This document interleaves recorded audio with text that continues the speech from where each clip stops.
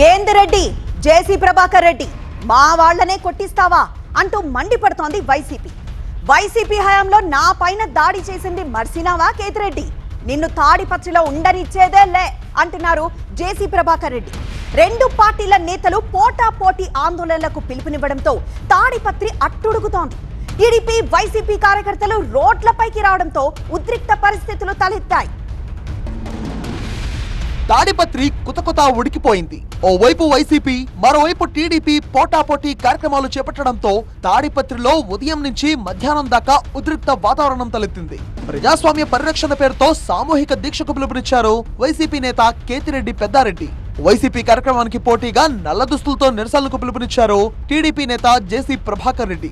అయితే పోలీసులు బందోబస్తు ఇవ్వలేమని తెలపడంతో జేసీ ప్రభాకర్ రెడ్డి కార్యక్రమాన్ని రద్దు చేసుకున్నారు.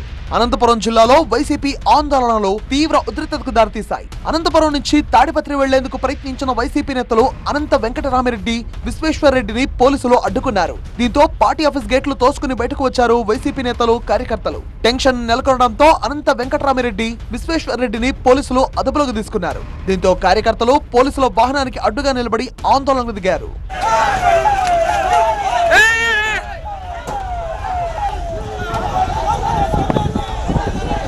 పోలీసుల నోటీసులు తమను ఆపలేవన్న కేతిరెడ్డి పెద్దారెడ్డి సామూహిక దీక్ష కోసం గాంధీ విగ్రహం దగ్గరికి బయలుదేరారు. కేతిరెడ్డిని పోలీసులు ఆయన ఇంటి దగ్గరే అడ్డుకున్నారు. దీంతో తన ఇంటి దగ్గరున్న గాంధీ విగ్రహం ముందు ఆందోళనకు దిగారు కేతిరెడ్డి పెద్దారెడ్డి.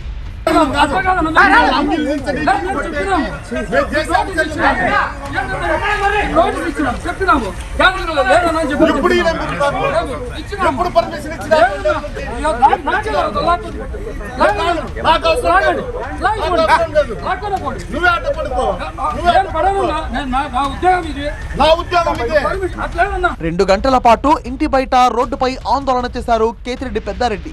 ఆయన్ను అరెస్ట్ చేసేందుకు యత్నించిన పోలీసులను వైసీపీ కార్యకర్తలు అడ్డుకున్నారు. పోలీసులు వైసీపీ కార్యకర్తల మధ్య తోపులాట జరిగింది.